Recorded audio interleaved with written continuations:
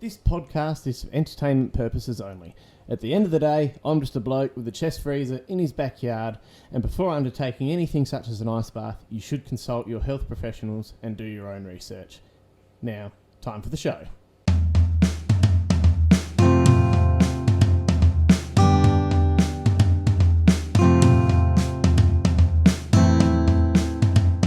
G'day legends, welcome to this episode of the Cold Exposure Hot Topics podcast. My name is Trav Dittmar and I'm your host. I'm joined today by Alex Ferguson. How are you, mate? Good, Trav, yourself? Yeah, good, thank you. Very good. Nice. Yeah, how'd you go with the ice bath? How are you feeling afterwards? Feeling really good, mate. Yeah, it was awesome experience. Yeah, the body was shivering a bit afterwards, but you know, the endorphins kicked in and yeah, just feeling quite relaxed now and yeah, pretty chill. Nice. I think the comment off air just before then was, do you think the camera will catch me shivering? I reckon you might be putting on a bit of a brave face there, mate. Trying.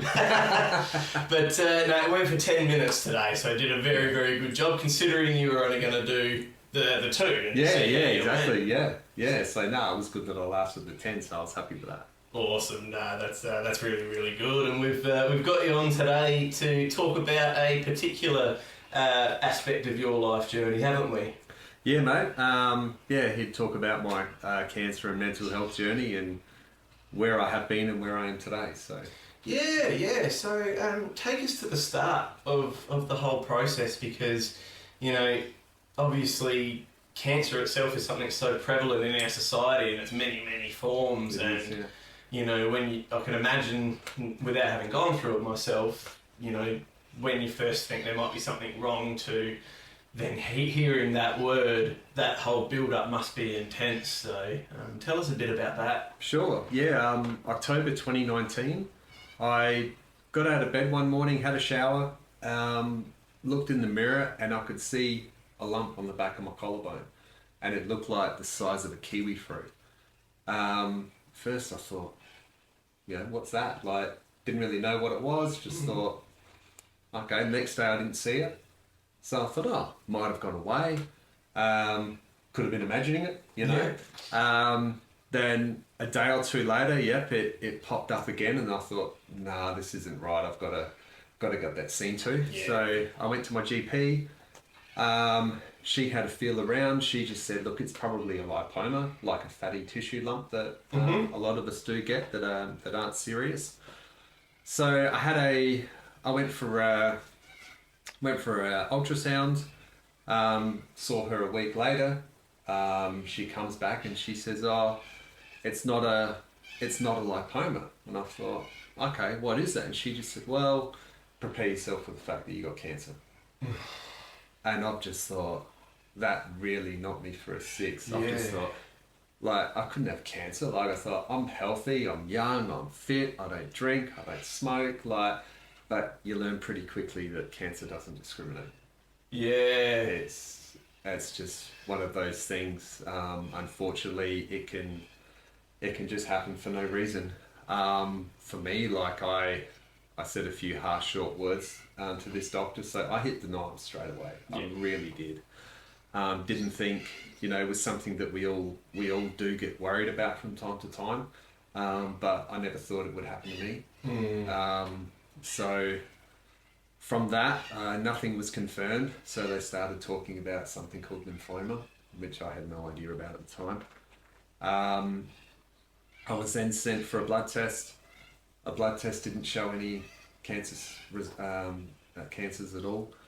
I went for another ultrasound. That came back inconclusive. And this, over an 8-week period, I had to go then for a biopsy. Yeah. So I went for the biopsy, and that was actually quite a confronting day because during that time, my workplace was very good. They sent me for counselling through our employee assistance program, which was an absolute godsend. It really was. That helped me so much prepare with what was potentially going to happen. Mm-hmm. So they were working with me and dealing with the sense first to go, well, here's how we're going to help you if you could have cancer. Mm-hmm. But if you do have cancer, well, then we can help you again another way moving forward. So I remember this one particular day, going for the biopsy was quite confronting in the hospital because, you know, I've laid down, they've given me a local, they've cut me open, I could feel them scraping around. And when the procedure was done, this doctor, she was very nice, she was just talking to me, and then she got up and she left the room, and she just stopped at the doorway. She just turned around and looked at me and just said, "Good luck." And the way she said it that day, I knew. Like, I could just tell then, like, I was so emotional, I was crying uncontrollably. I had no idea that, you know, this was going to happen to me. So I went back to the doctor again a few days after that, and that was sort of the first flag that I knew that this is what the diagnosis was going to be.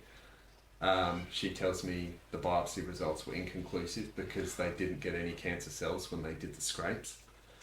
So I thought, okay, now what? So she referred me to a surgeon, and he just said, look, they'll have to remove the lump, and when they remove the lump, they'll 100% know of whether it's cancer or not. So I went and saw the surgeon. He checked me out, and then he says, okay, if I can remove that, not a problem. You know, when we start talking about lymphoma, blah, blah, blah, blah, blah. And I said, well, what if this is just a lump of something and it's not cancerous? Like, yeah, remove it and I can go about my normal life. And he looks at me like this. You know, he looks at me as if I've got two heads. And he says, well, when we start talking about lymphoma, there's treatments afterwards. And I said, like, well, no one can tell me anything, you know, please, can you confirm it? And he just said, look, after surgery, I will. Yeah. So I had the operation. Then once again, every time you have something done, you've got to wait. So I was a week and a half wait after the operation to see a doctor. So I've waited. I've been having counselling at this time, which has really been helping. And counselling really, to me, helped me focus on what's happening in the moment. Not to worry about anything else until it happens. Yeah. So wow. I was trying my best to stay level-headed at the time. Well, it's one of those things, isn't it? It's easy to say. Yeah. But I can imagine in that situation, you know, trying to be present in the moment when you've got something that's still not confirmed, still inconclusive. Yeah. That must be tough. Oh, absolutely. And you know, it was hard on my wife, it was hard on my kids. We didn't know what was going on. So the day when I was going for my diagnosis, I didn't want anyone to come with me that day. I wanted to be completely alone. Yeah. Because I didn't want anyone to hear news that could be a bad news from a doctor. I wanted people to hear it from me. Yeah. So I wanted to more or less control everything that was happening. So I was sitting in the waiting room for about an hour, which seemed like the longest hour of my life. Yeah. And then I started thinking to myself, what's this journey in front of me going to look like? And I thought I had no idea. I wasn't going to try and worry about treatments or anything else like that. So then I started thinking to myself, well, how far have I actually come? So just over 14 years ago, I went through a really bad time with severe bullying in the workplace. That nearly took me to a point of ending it. Wow. Yeah, so that was 2 consecutive places actually. That was quite a really tough time in my life and put me in a really bad place. Yeah. So during that time, I was thinking to myself, a lot of people have gone through a lot of bad things and experiences in life. And what has people done to help themselves and get themselves out of it? So a story for me that was in the media at the time around 2010, I don't know if you've heard of Navy clearance diver Paul DeGelder. Yes, yeah. Paul was the Navy diver that was attacked in Sydney Harbour by a bull shark, and he ultimately lost an arm and a leg due to that. And Paul's story really stood out to me at the time. Like, you know, I thought, here's a guy that's laying in a hospital bed and he's doing one arm pull-ups. You know, just straight out of surgery after you know, losing limbs, and his goal and mindset was to get back to full duty as a clearance diver. Yeah, wow. And at that time I was thinking, well, a lot of people have gone through experiences like that a lot of people have overcome. And one question that Paul said to himself really stood out to me at the time was, he was sitting there, he was laying in his bed, and he's just lost an arm and a leg, and he's thought, you know, what do I want? You know, do I want a happy life, or do I not want a happy life? And what am I going to do with the cards I've been dealt? Yeah. And at the time when I was going through my bad experiences, I thought to myself, well, what do I want? You know, and the only thing I could say to myself at that time is like, I want to be here. Like, I love my family more than anything.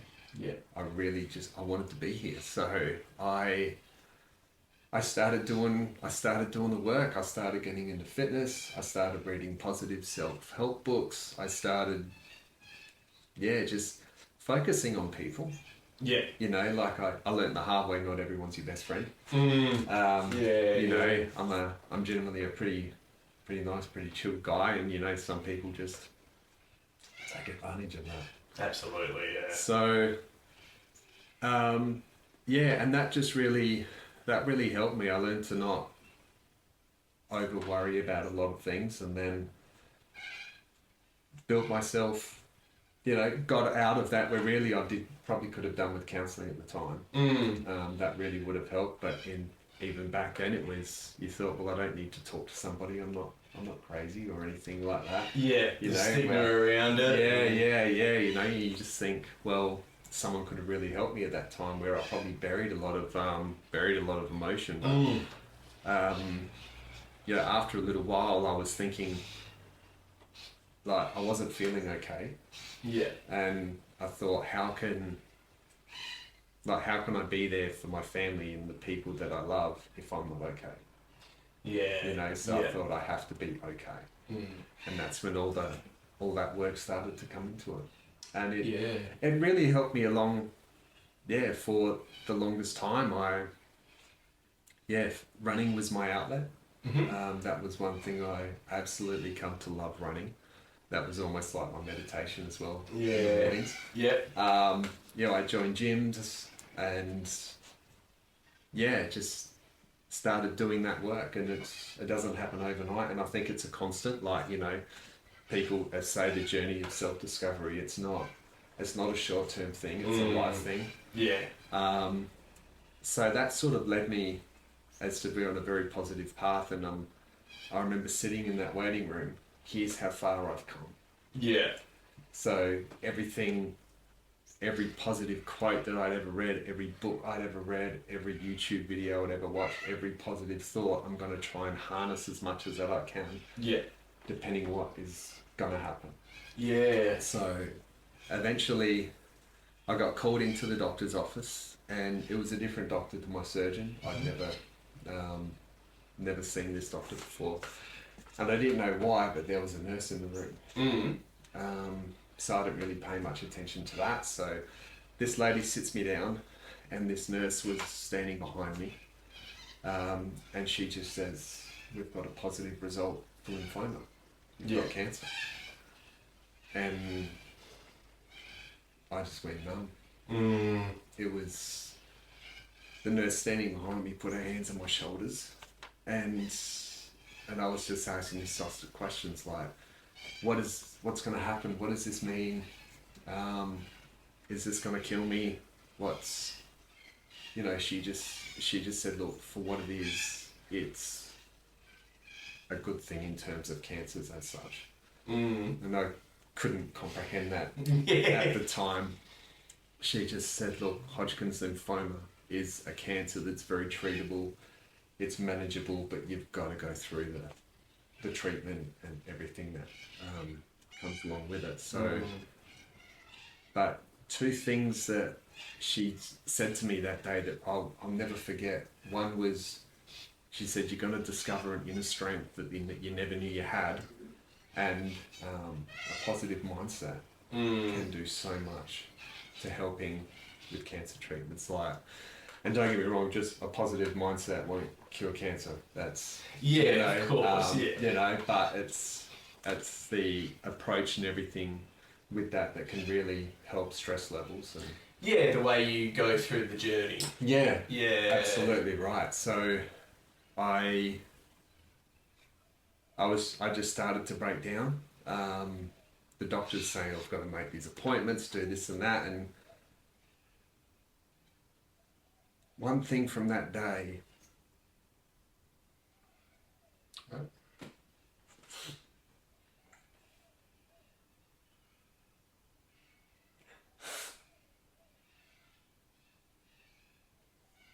do you get to that, brother?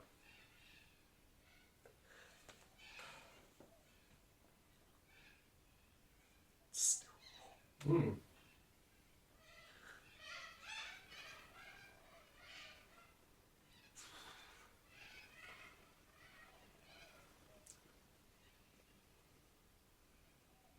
Five years later, man, it still gets you. Yeah, it was not that long a time. You think about it, It's gone quick, it really has, but I always say the world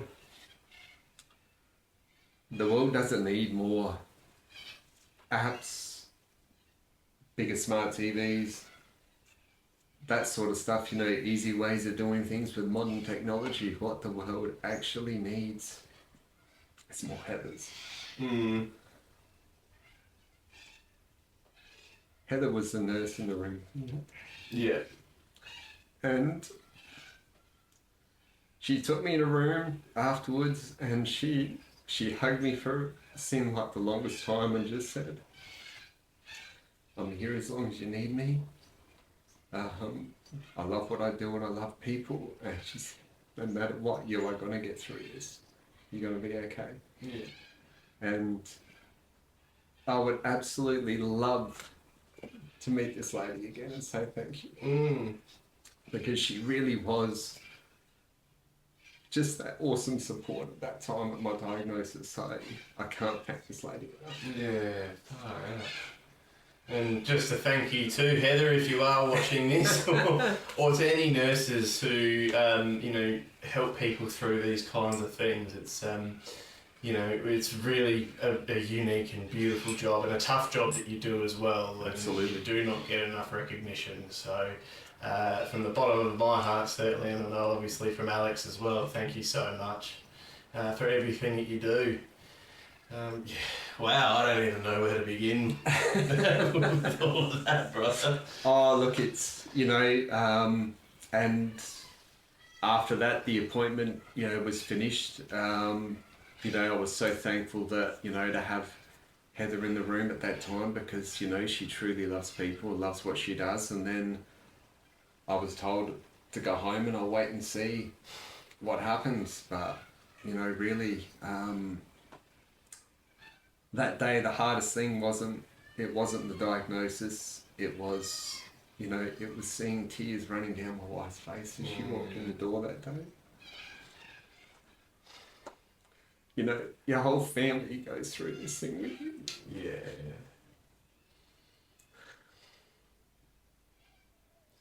So, it's, but I made a promise to my wife that day that, no matter what, for the better part, I said, look, our lives aren't going to change. This is going to be a bump in the road, and we're going to get through this. Yeah. There's some things I won't be able to do, but I'm not going to let this stop me from living. So, from that day, telling my kids was just as hard. They... And a bit younger at the time. A bit younger at the time. My eldest would have been 12 or 13. My middle one was sort of 11 and my youngest one was 6. So that was really hard. And from that it was just waiting until for doctor's appointments to start the process. So I had an appointment to go to the hospital to then do a whole heap of tests. So you do your whole blood test after blood test, then lung functional performance tests, Mm. everything else to see how your body will handle chemotherapy. Yeah. So I remember the lung functional performance test, he does all the tests with me, and then he says, right, he says your lung capacity for your age is 130%. So I was 42 at the time. I was very fit, which was very fortunate for me. That absolutely. Yeah, going through chemo. So I had all that, and I sat down with my oncologist. A shout out to Dr. Hahn. He was, I always called him my Mr. Miyagi. Just the wise old sage. The wise old sage, yeah. He always knew what to say. He always knew what to say to make me feel calm. Like we're sitting there in his office, and he says, right. And I remember he pointed his finger at me, and he says, we're going to go for a complete cure, and don't you dare steer away from that thought. Yeah. It's exactly as he pointed at his finger, and I'm like, right. So the two sayings from the doctor and the third with him, I will never forget. Yeah. I really took that on board, and I thought, okay, like, we're going for a complete cure. So the complete cure is here. Mm-hmm. And then I thought, I can't keep my headspace here all the time, because I won't be able to go through what is happening. So I thought, I have to take day by day and live this journey one day at a time until I get there. And it's almost like not necessarily failing forward, but accepting that there are some days that are going to be shithouse. Oh, yeah. You know, it's going to be sort of like, overall probably heading towards this place, but it looks like that. It does, yeah. Yeah, absolutely. So he started talking about all this stuff as to what chemotherapy does to you, and effects of lymphoma, and the effects that treatment has on your other organs. And I'm thinking, like, man, this is all too much. So I said to him at that time, I just said, look, if something goes wrong, or if you tell me that there's something happening, let me know if it's normal. Yeah. You know, I said, please, just tell me if something's normal and we've got to go through it, it's okay, then fine. You know, if it's not, then we'll have that conversation. But I said, look, I don't want to know what the treatment is going to do to me. I don't want to know how everything else is going to be affected. I don't want to know all those worries. I said, that's your job. You know, like... And then, because otherwise, I can imagine, you know, like, obviously a completely different journey I've had with my health, but the second they start throwing medical terms at you, you just get confused, don't you? Oh, absolutely, mate. And especially when you, I can imagine going through something that is life and death, that's like, okay, this technical 12-syllable word, is that normal or is that terrifying? I can't imagine what that would have been like. Yeah, oh, look, absolutely. It was definitely quite confronting, but I think I was still quite numb to it. Yeah.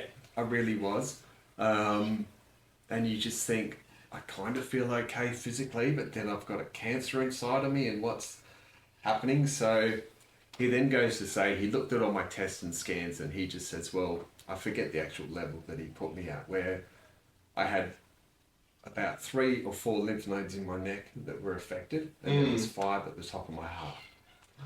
So Hodgkin's lymphoma works as such, if you're, say, diagnosed at stage 4 Hodgkin's or something like that, it's not in the same terms of stage 4 if it were bowel or breast cancer or anything like that. Yeah. So he said with the amount of lymph nodes I had affected, I was sort of at a medium to high level, where he just said, look, you should need about 4 months of chemotherapy. Yeah. And probably a 3-week radiation cycle after that and he said that should, you know, get rid of it. Okay, yeah. So he said if you were advanced Hodgkin's, then you probably would have had chemo for 6 months. Yeah, right. So I thought, okay, that was fine. So your average week for me really was, a fortnight as such, because chemo was once a fortnight. It was, I did chemo on a Monday, 2 blood tests a week, a doctor's appointment every week, and half a dozen plus medications every day. Yeah. And then the feelings you'll get from that. So it was, I remember the first day, because it was the 5th of December 2019 when I was diagnosed, and I was told you can't wait any longer than a month to start treatment. Yeah. So I had the choice of starting 23rd of December or 30th. Mm-hmm. So I just said 23rd of December, bring it on. Let's do it. Quicker the better. Oh, absolutely. And, you know, I think it's, and you know, when I think of a lot of quotes and stuff I was reading along the way, I thought it's not what happens to us that defines us, it's how we handle it. Mm. So I thought, you know, and I thought going into this journey, what can I control? I thought, I can't control the treatments I have to have because I have to have them. I can't run away. I've got to face this head on. So I can control how I handle it. Yeah. So I said to my oncologist, right, I said, I'll be here every appointment. You tell me when to be here. I'll be here 10 minutes beforehand with a smile on my face. Mm-hmm. So I said, punctuality shows respect. Yep. Smile shows courtesy. Nice. So, and that was my mindset. All right, I'll be here. Let's do this. So the first chemo day was, just once again, they've thrown a whole heap of medical stuff at you that you got no idea what's going on. You hooked up to a drip and you're left there for 4 hours. There's about 4 different bags full of different colour stuff that they're pumping into you. Yeah. Because every chemotherapy that they give you is specifically made for you, for your age, your weight, the type of cancer you have, your gender, everything. It's all calculated for you, so they can't just grab a bag off the shelf and give it to you. So I had my first chemo that day. It was on the drip for about 4 hours, and go home. And after every chemo treatment fortnightly, I felt really sick that night. You'd imagine, yeah. So I would feel quite ill on, say, the Monday night. I'd still get up and go to work Tuesday, but you didn't feel as bad. By the time you got to Thursday, Friday, you really start to feel bad. Like the physical pain would set in. The brain fog fatigue really sets in, and you just feel quite nauseous. Yeah. Then slowly over that weekend, you'd feel really bad. You come into your second week. As you get to the end of your second week, you start to feel better. Mm-hmm. So by Friday, Saturday, I was feeling not too bad. Then Sunday would come along. I'd feel great. Yeah. Then, you know, the Monday, they're going to hit you again. Yeah. So, but my first night of chemo where I was feeling quite sick, it was, I didn't know what was going to happen. I really had no idea. Honestly thought I was going to die. Yeah. In all honesty. So, you know, that night, before I went to bed, like, I'm not a religious man at all, but I do believe in the power of the universe. Yeah. So, I remember hugging my kids and telling them how much I love them, and my wife. That day, and I went to bed that night and I laid down and I thought, where is this going to take me? I thought, I don't want this to wear me down to nothing. I don't want my kids to see me, you know, really sick and slowly take my life. So I just put it out to the universe and I just said, look, if this is going to take me now. Don't drag it out. Yeah, don't drag it out. Take me now. But I said, if I wake up in the morning, this is game on. We're fighting this. And I took a big sigh and then I just closed my eyes and went to sleep. Yeah. And in all honesty, mate, I did not expect to wake up. Yeah. You know, I thought I was at peace with that decision. But I got up the next morning and ping, my eyes have opened. And I thought, wow, like, you know, I'm still here. I still felt quite ill. But the first thing I said before I got out of bed was, this is happening for me. Yeah. And that was sort of a mindset spark to get me going for the day. So that become more or less one of my mantras every day. Was as soon as I woke up in the morning, it was like, this is happening for me. Yeah. You know, then I'd get up, get dressed, go to work and start my day. Yeah. So if there's one thing you get used to is the treatments. Like, you get used to all the bad feelings. And does it get more like tolerable from that first one? Like the symptoms afterwards and stuff? Yeah, you get more tolerable. Like, you're given every medication to cover nausea, constipation, anything else that, you know, you can suffer, because it's follow-on effects of some medications, like some of the tablets you take with the chemo and everything. Like, cause liver and kidney trouble. Yeah. So you've got to take other medications afterwards to then Yeah, have like your offset that functionality and to then bring it offset back the to others, normal. and that's Yeah. a bit of a cycle. Yeah. So, but during the treatments, I thought, for me, like, what's one thing I can work towards, like, as a bit of a goal? Because I was so involved in the gym, I was into fitness, I was doing all this stuff. I thought, well, 12 months into remission, I'm going to run a marathon. Yeah. That was the goal. Like, I'd run a marathon in 2018 in the Barossa Valley, which I really enjoyed. And I thought, 12 months into remission, that's going to be my goal. So I learned pretty quickly that wasn't going to be my goal. Yeah. And look, in all honesty, I had no idea the effect that chemo would have on me. Yeah, hindsight's 2020, isn't it? It really knocked me for six. Like, I would still go to the gym once a week, but it would normally be 5 minutes slowly moving on the exercise bike, a little bit of small, I could barely pump out 5 push-ups. A couple of sit-ups, a little movement, then about a 20-minute conversation with maybe whoever was in the gym. Yeah.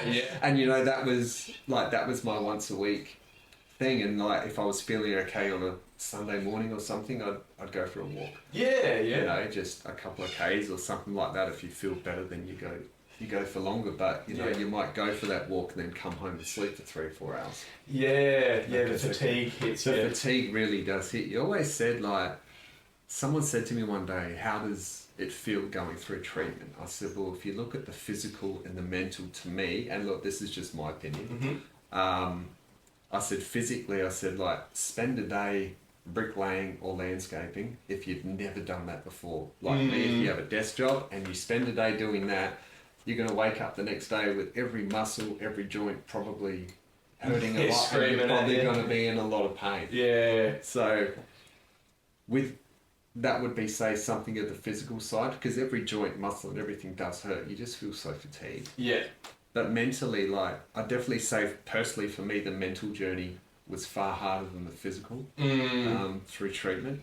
Brain fog really affected me quite clearly. So I'd say, imagine yourself, you're doing a 12-month diploma in 1 week. Yeah, okay. You're sitting in a classroom.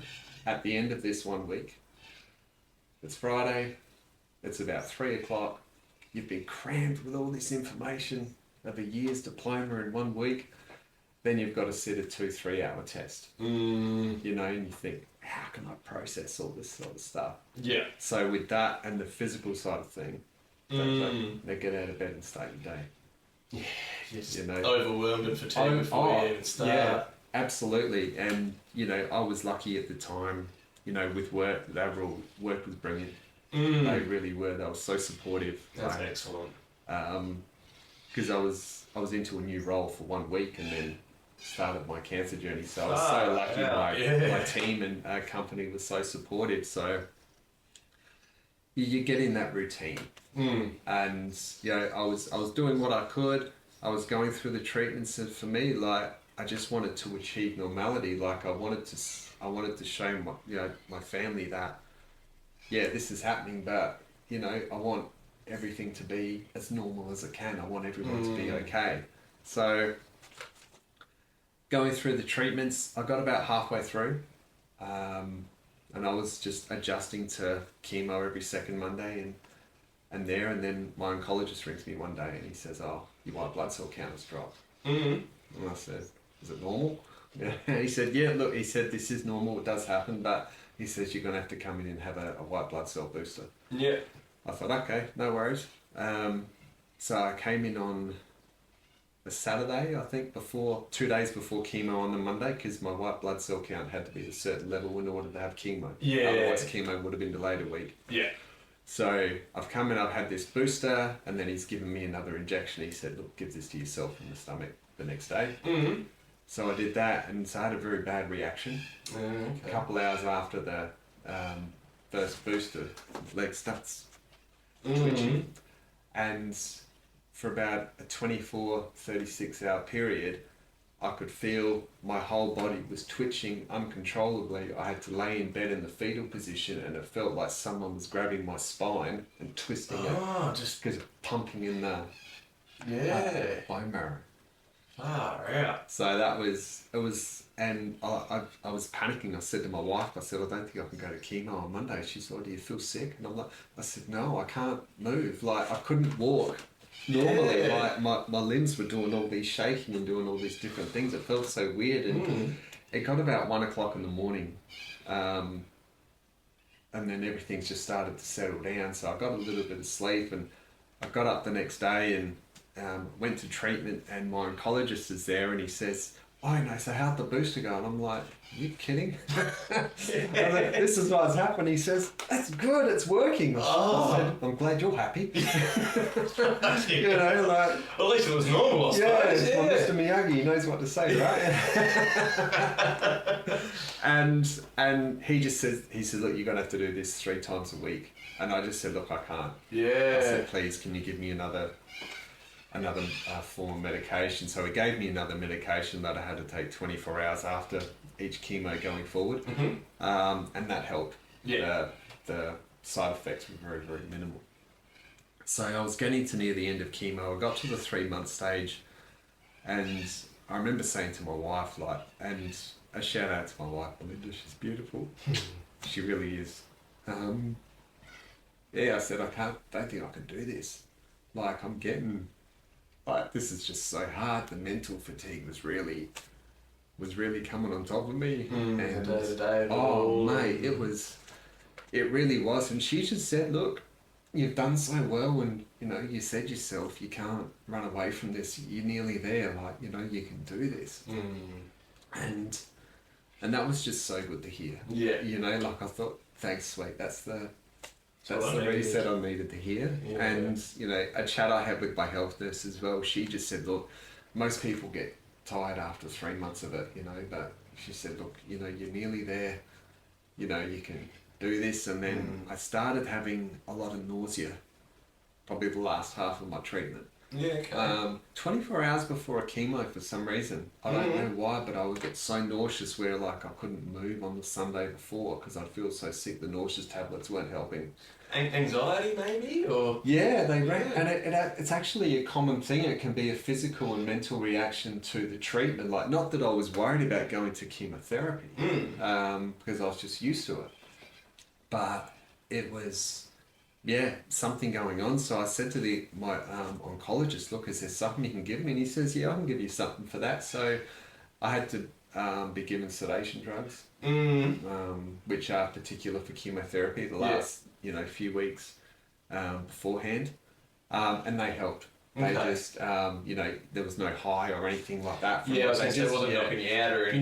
No, nothing like that, or no grogginess or anything. It just really calmed you down. Yeah, and you know, just where, like, I didn't feel nauseous, I didn't feel brain foggy, they just mellowed me out, so I'd be okay then to go to chemo on the Monday.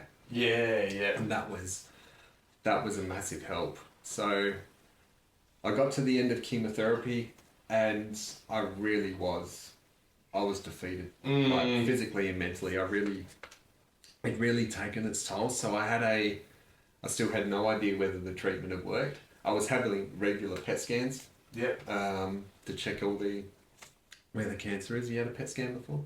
No, I haven't. Don't think so anyway. It's like I've had a lot of scans, probably actually, but it's like a CT scan, but you hooked up to a saline drip for about an hour and a half before the scan, and they put the radioactive dye in you. Yes, I have had that. Yeah. I reckon I had that with my pops stuff. Okay. At some point. Yeah. So and that's how they monitor the cancer cells with the saline, because the cancer cells go nuts for sugar. Okay. So however they check it is, how they do. So those scans regularly, and then I had to have a 6-week wait before radiation started. Mm-hmm.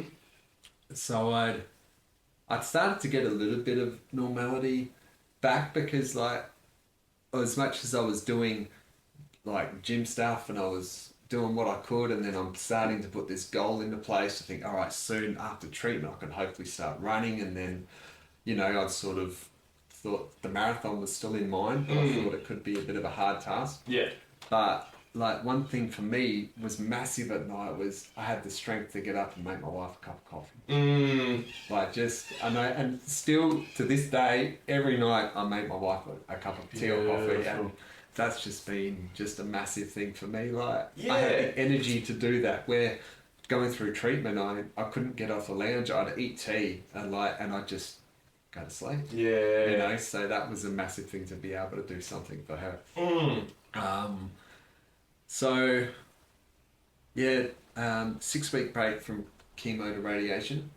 So then when I was starting radiation, I had to get a mask molded for my head and chest. Right. Because the radiation beams hit in specific spots and they have to keep you completely still. Okay. So this mask, it was molded to my head, which I had made up beforehand. And when you go into the radiation room, you are literally clamped down to a bench. So, wow. Yeah, so I was laying there and all I could do, I could slightly open my right eye to see. And I could just open my lips enough to breathe, like very, very claustrophobic. Yeah. And you're in there for 10 minutes. Oh, okay, yeah. So the nurses were nice. They ask you what you wanted on your Spotify playlist. Yeah, it's like an MRI that way. Just except you're clamped down and restricted. Yeah, exactly. So then you just feel the machine's moving around you and it just feels like a heat wave going over your head and chest, and the beam has to hit in specific spots that's all marked out on your mask. Yeah. Then you go home. So radiation was starting. And this time through COVID, working from home, isolated. It was fine. Like my family was with me, so that was that was great.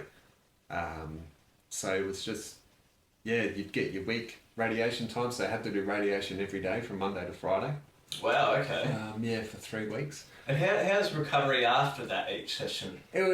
For me, it wasn't as harsh as chemotherapy. Yeah. Like, I'd feel a bit lightheaded for a few hours afterwards, and like your skin around your neck and upper chest and all that would just feel like a bit of sunburn. So they give you so much moisturiser cream to use. So I was lucky. I just had a bit of redness on the skin. I didn't really have any reactions, but That's it does wear you out a bit. Yeah, I can imagine. So but I would go home and just relax and then go the next day, and then whatever time I was booked in and have a rest on the weekends. So for me, radiation wasn't as harsh.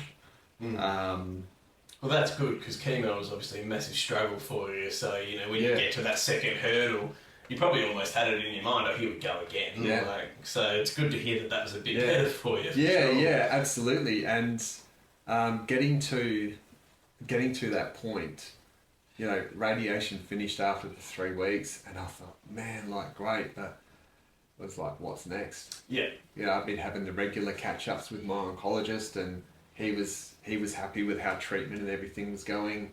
So I had to wait, I think it was 6 weeks. Far again. Like to hear. Yeah, so it was, I'd had PET scans. That I think they wait for everything to settle down and see what's actually worked. So it come to early June, and I was starting to feel a bit of normality back physically. But I remember thinking to myself, like, I had no idea that it would knock me for 6, like it really did. Like, I was told you feel a bit tired and this and that, but I was 100% depleted from how I was going into treatment. So, I was. And getting back into everything was hard, far harder than I expected. Like, getting back into work and, like, exercising, it was like, I used to run half marathons all the time. And it's like, I'm struggling to walk a kilometre. So I really had to bring myself back as to go, look, you can't rush getting back into normality. And normality in general was far harder than what I ever thought it would be. So, I just started getting back into it. It come to early June. I can't remember, like 6th or the 8th of June, like, was my appointment day. It was a phone appointment with my doctor because COVID locked down.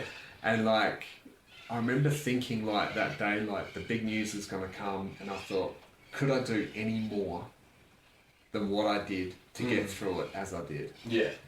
And I thought, no, I did the best I could do. Like I handled it. I thought as best as I could. Yeah. I took on board everything that was put to me. I did everything right.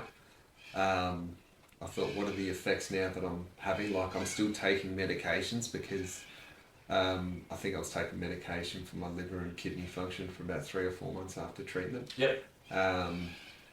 The effects of radiation can be you do have an increased risk of getting lung cancer now, and due to chemotherapy, my skin's a lot more sensitive to the sun, so I'm a higher risk of skin cancer. Yeah. But I don't know that bother me. Yeah. You know, it's So it's cost benefit. I think it benefited a lot more than I've got to wear some sunblock sort of thing. And I know what you mean. The lung cancer one's obviously a concerning thing, but there's every chance you want to get that too. Yeah, absolutely. And so I'm sitting there waiting for the call. It was the 6th or the 8th of June, and my luck, my appointment had to be at 2:30, 3 o'clock in the afternoon. It couldn't be at 8 in the morning. Stewing all day. Yeah, absolutely. So eventually, my oncologist rings me up and he starts talking about all this results and stuff for about 10 minutes or so, and he says, I guess you want to know, like, what the word is. Maybe. And I said, well, that'd help. And he just said, look, you're good. He said, there's no cancer anywhere. He said, you're in remission.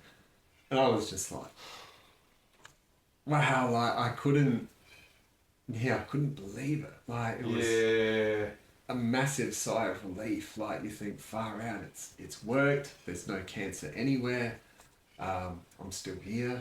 And like I was just, the first thing I had to do was tell my wife. Absolutely. It was, I was just, she was over the moon, the kids were happy, and I thought, great, now we can just put this past us and get back to, normality. But, for me, that normality was hard. Yeah. Like, I had a meltdown at the end of, it was mid-2020 when I went into remission, and at the end of 2021, I had a massive meltdown. Like, I think I tried to push myself a bit too hard in some ways with just putting it behind me and getting back to normality, rather than say maybe like processing some of the stuff you were carrying. Yeah, absolutely. And that was okay. I got through that, but I started working out more. I felt after treatment, I felt so vulnerable and depleted that I had I had to learn to defend myself.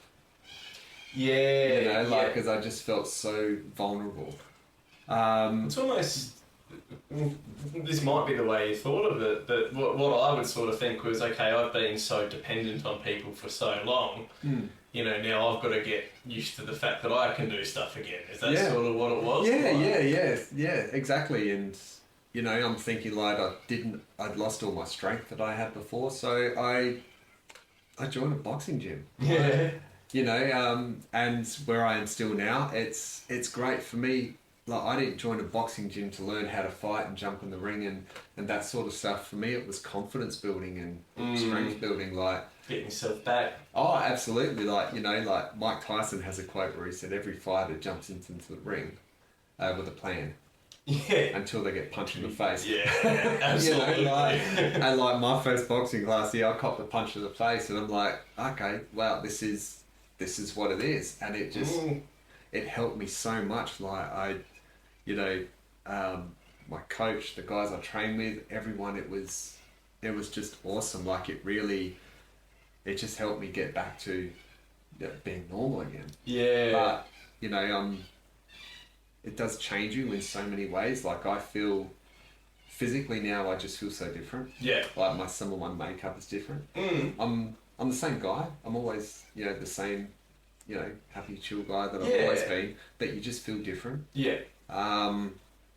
So I'd started to run again, very, very slowly.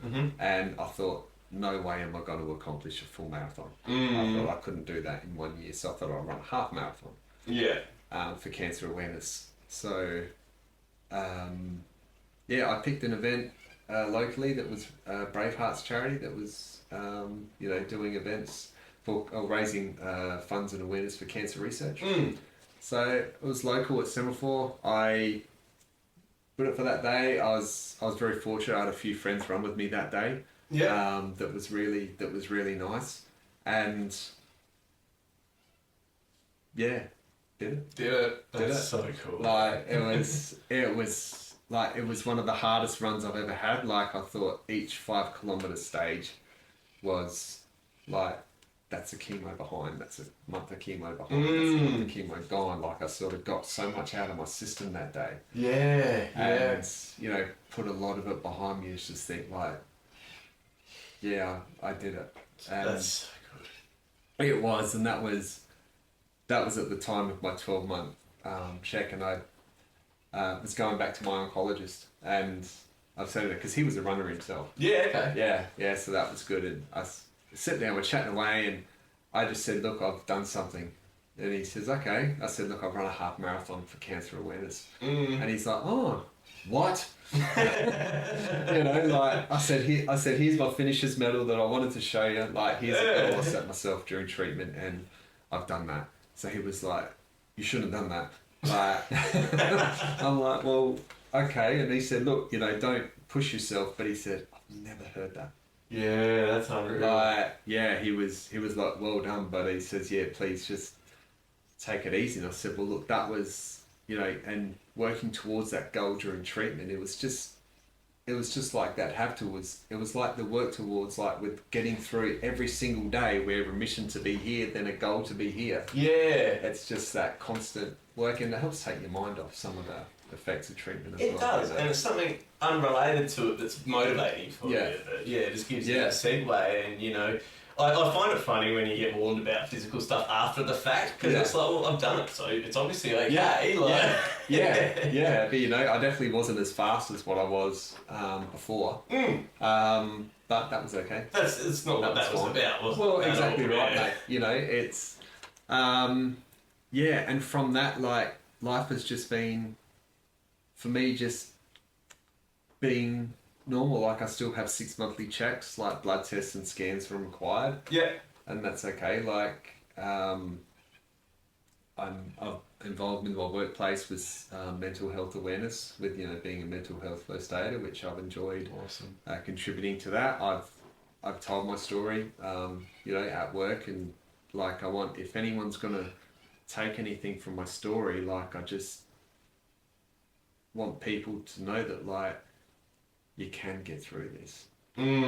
Like, if, you know, it's and if you have a health issue that you're worried about, if you're experiencing mental health issues, like, make a phone call. Yeah. Like, you know, there's support groups, there's helplines, there's, you know, you have friends and family, but, you know, if you don't think something's right, like, go to the doctor. Like, early detection, man, can save a life. Well, absolutely, and you know, I think there's such a stubbornness to push on with whatever it is, whether it's physical ailments or mental ailments, and something that often pops up in conversations with people that I talk to is everyone's got X, Y, and Z as problems until it comes to their health, and then they've only got one problem, and it's that. Yeah. You know, it's so important. Yeah, definitely, and that's always like a message, like, with telling my story, that I like to put out there. As, you know, please make a phone call. It's one of the hardest decisions that it can ever be. Like, when I rang our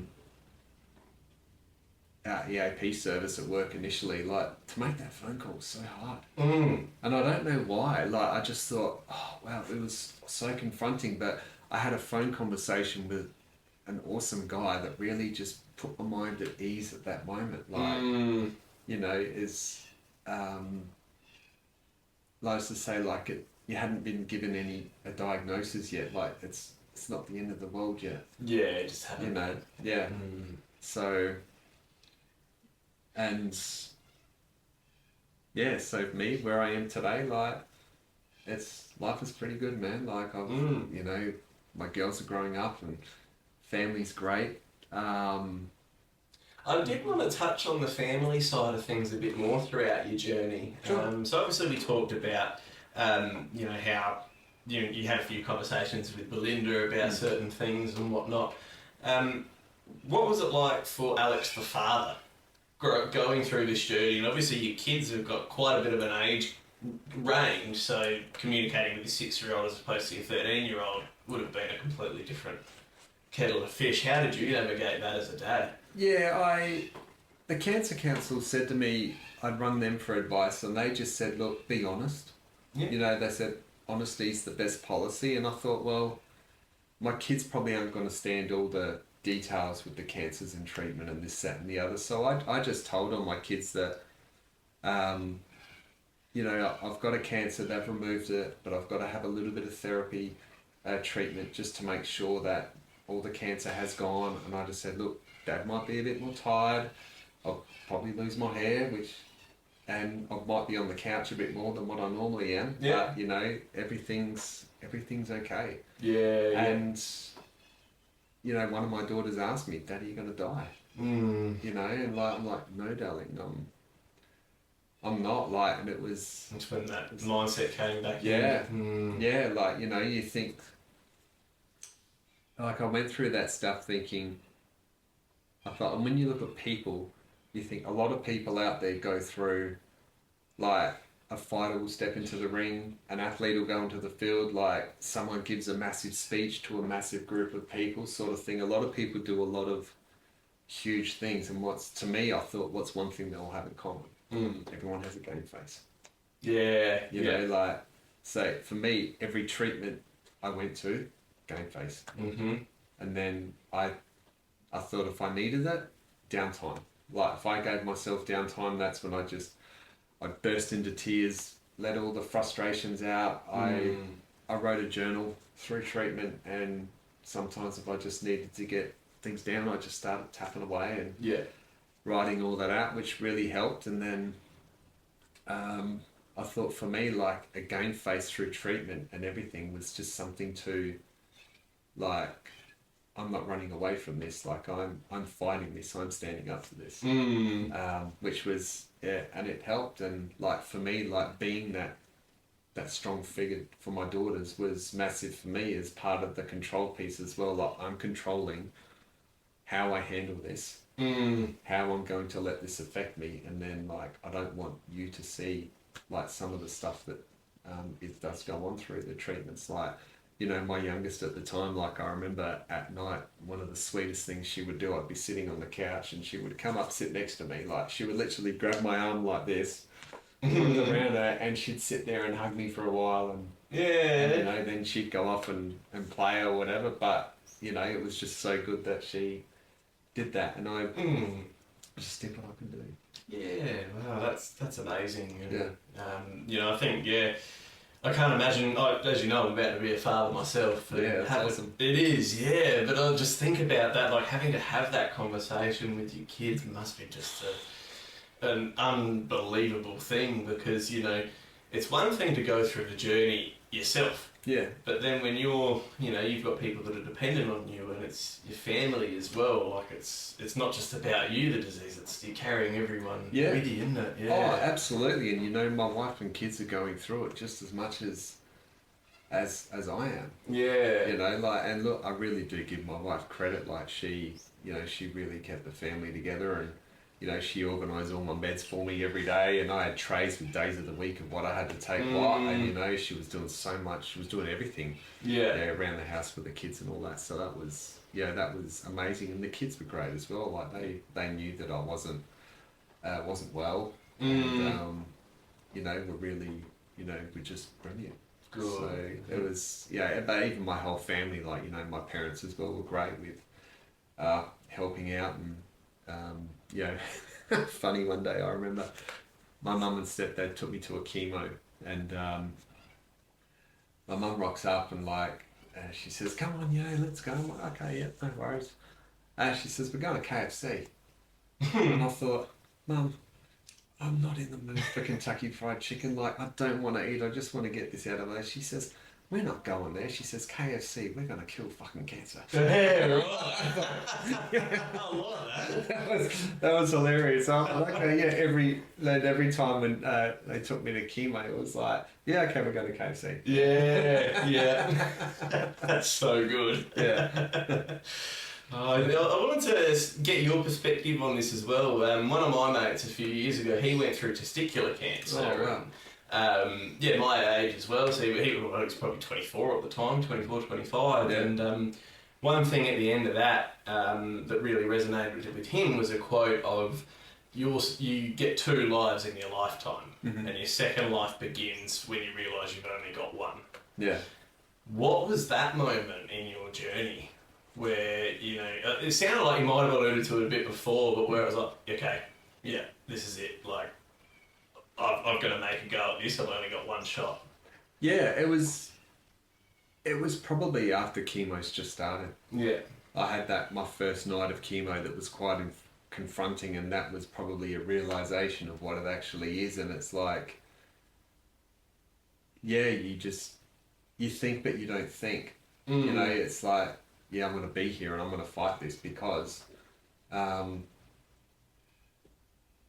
know the people, you know, I want to be there for one that I love, and I'm not ready to go yet. Yeah. Like, and that was it for me. Yeah. You know, that choice and that mindset was just to give it my best shot. And look, really, if things went bad, if I developed secondary cancers or got sick or anything like that, it just would have been that constant doing the best I can every day to fight it. Like, I'm not going to lay down. Yeah, you know, it's, the first counsellor I spoke to on the phone when I reached out, like, he said to me, like, he dealt with a lot of people that had terminal cancers and everything there, and he said, look at it this way. He said, if you were given a terminal diagnosis and you had, say, 3 years to live, if you're here 5 years later, is that not a win? You know, and I was like, absolutely, it's a win. Yeah. You know, it's and I think personally, like, not every day is going to be a win, but take a win out of every day. Yeah, You know, I love like, that. And for me at that time, it was like, you know, someone might just say, "How you going?" Or, you know, you watch a nice sunrise. You know, you get up in the morning and your kids are all up, and, you know, you're having great family time, that sort of thing. Like, every little wins like that, I would really, like, hold on to. You think, like, if something else happening bad in the day, because, yeah, good and bad things happen every day. Oh, of course. You know, like, you think my win for the day was, like, this amazing chat I have with my wife in the morning. Or, Yeah. you know, this, that, and the other. Like, that was what I would hold on to. Really powerful, yeah. Yeah. It's something, you know, gratitude is such a powerful thing, and like, Oh, and absolutely. I practice it every day. Yeah, You know, what are yeah, you yeah. grateful for from today, and Yeah. like, what are you looking forward to tomorrow? And it's Yeah. just something so easy. 5 minutes at the end of the day just reframes your whole mindset, really, doesn't Oh, it? absolutely. Like, you know, and for me, like, you know, I always hold a massive respect for Paul Gelder, because he, like, I actually got to, on LinkedIn, I commented on one of his posts and he actually answered it. And I messaged him and just said, look, you know, like, 14 years ago, your story literally, you know, really helped me out, saved my life. And, you know, like, he was happy to hear that. Like, he's like, thanks, mate, that means the world. Like, Yeah. you know, it was just like, hopefully one day I get to shake his hand. Yeah. You know, that would be massive. But, you know, and until then, but yeah, look, I'm grateful for people and experiences every day. Like, you know, obviously, you know, my family to no end. They're just beautiful.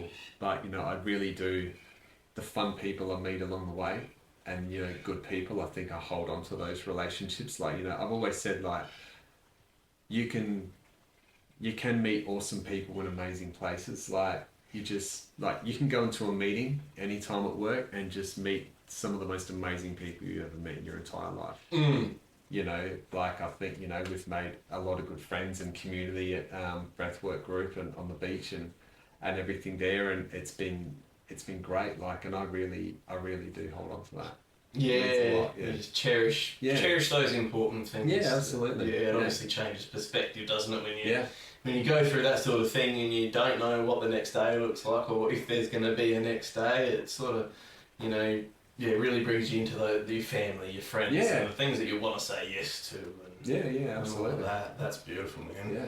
So those 6 monthly checkups that you do, are they going to continue throughout your life, or does that sort of reduce? Or? I think they'll reduce. I'm getting checked again in May, so I think after that check, if everything's okay, I might go to 9 monthly or 12 monthly. Yeah.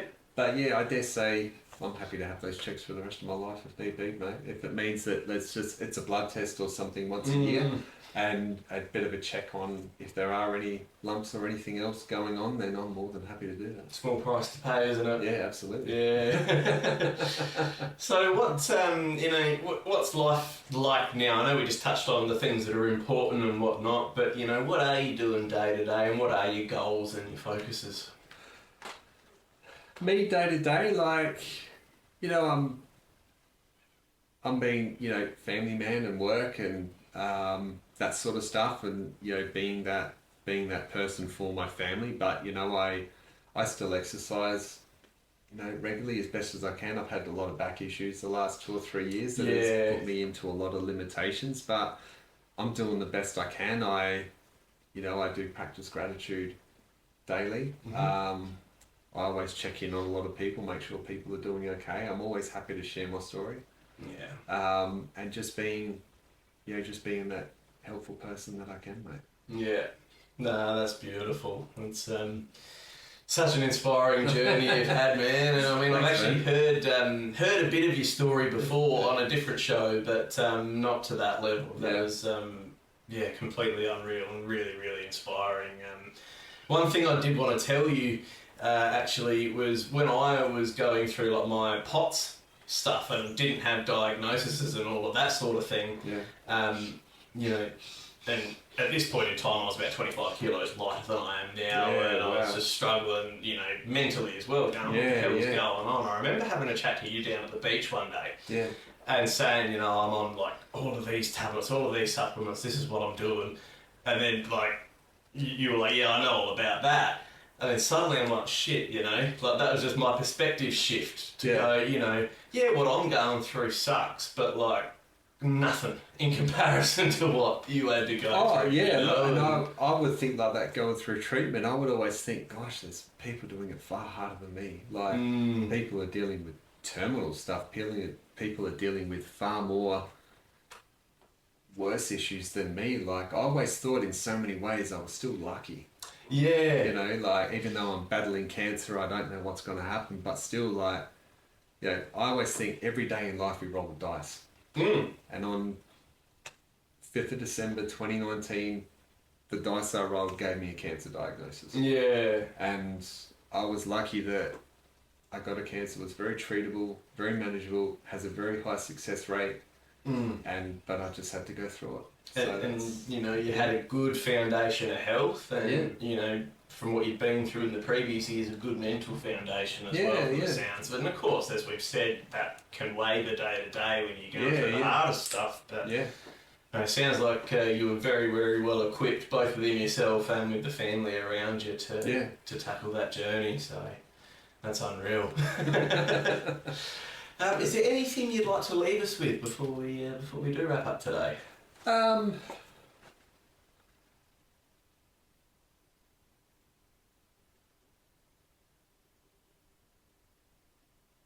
Even a quote or something that resonates with you? I do tend to ask for a quote at the end of the show, but we've gone through a couple today. Yeah. Look, if I was to say if I was to finish off with a quote, it would be a quote that I finish off every time I do tell my story, and that's life moves pretty fast. If you don't stop and look around once in a while, you could miss it. Yeah. Ferris Bueller. Yes, absolutely. That's an old classic, isn't it? It is. But very true, and I think coming from a very well-informed perspective from yourself, mate. Absolutely. Yeah. Awesome. Well, thank you so much for coming on today, mate. Thanks, Trav. If any of my guests want to connect with you, where can they find you on socials? Assuming you want to be connected with. Yeah. On Instagram, SirAlexF27. That's me. Yeah. Beautiful. I'll put his details in the show notes there as well. And if you do have any more questions about the story, feel free to reach out to myself or to Alex as well. I'll put some more links into the show notes as well about some cancer information and donating abilities as well. So Look, thanks so much, brother, for coming on and sharing your story. Pleasure, I really brother. appreciate it. Loved it. It was great. It was, yeah. And thank you so much for listening again this week, ladies and gentlemen. I will be back next week for another episode. Have a great week, legends, and I'll see you next time on the Cold Exposure Hot Topics podcast. Thank you. G'day, legends. Thank you so much for tuning into the show. Just a reminder for where to follow me on social media. I'm The Journey of Trav on Instagram, Trav Dittmar on YouTube, trav.dittmar on TikTok. And if you are listening to this podcast on Apple Podcasts or Spotify, please give me a 5-star rating and leave a review as well. That would go a long way to getting this podcast out there. And if you are watching on YouTube, please like, subscribe, share, all of that good stuff as well. Thanks heaps, legends, and I'll see you next time.